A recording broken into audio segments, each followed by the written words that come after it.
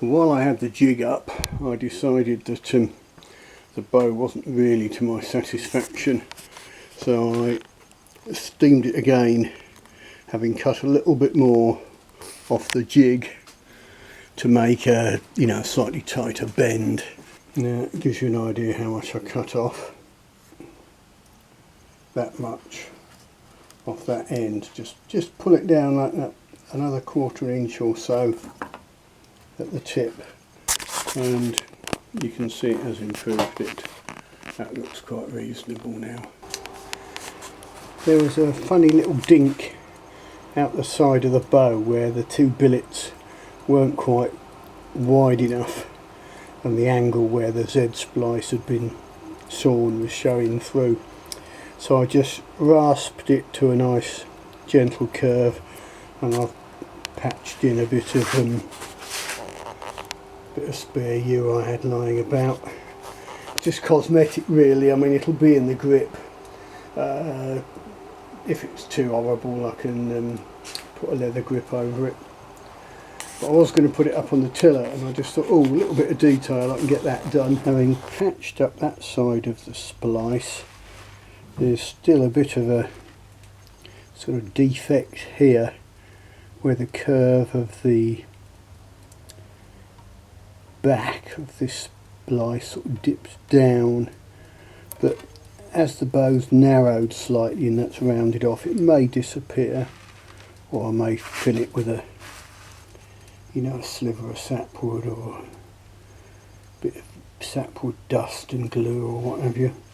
Anyway, I'll pop it back on the tiller now and we'll see how she looks. Right, with the added reflex in this right limb, I couldn't get the string on by hand, so I had to take a turn off here. So we've taken a step back slightly, but that's understandable. There's more tension there, and it looks a bit different. So I'll give it a cautious pull, see how it's looking, and it should show up the balance between the two limbs better now, because they're starting off from the same point, starting off looking much more even.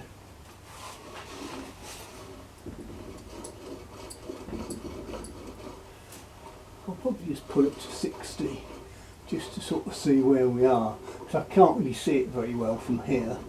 I want a bit more. To hell with it. Well, there's 70.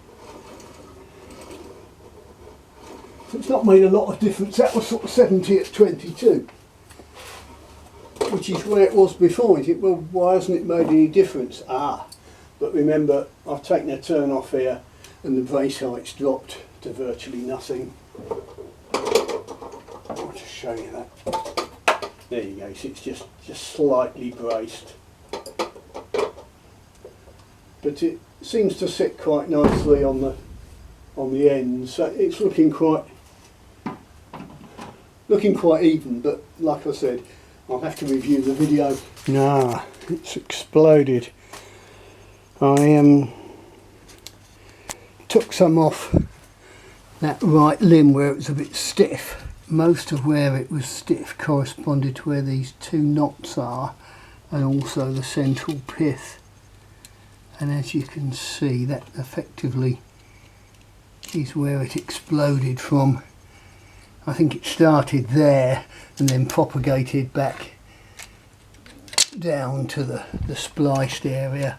Although interestingly, the splice itself has tended to remain good, and once it started bending hard, once this bit of belly's disappeared, then obviously it's going to bend a huge amount here in the middle because the belly's missing, and then it popped off that overlay over there. But I think for the most part the splice stayed together. Maybe I was right, maybe adding that reflex just overstressed it. I was pulling it, a whisker over 70, but you can see having that central pith and that pair of knots didn't do it any favours. The other thing was a bit of an optical illusion, because let's put it back together. You see this limb's got that bit of deflex just out of the grip, where there's just a waggle in the wood. But the temptation is to see this side at an equal point as being stiff, because you think, oh, that's bending, this isn't bending. So maybe I just over weakened it there, which is why it went bang. But anyway, I mean, it's all about learning. I knew they were scruffy billets in the first place, and it was going to be challenging. But in accepting the challenge and learning from what goes wrong, it enhances one's abilities. It's also very character forming to put in a lot of work and then have a bow going bang. But never mind, I should go and have a nice cup of tea. Bye bye, boys and girls. Have fun.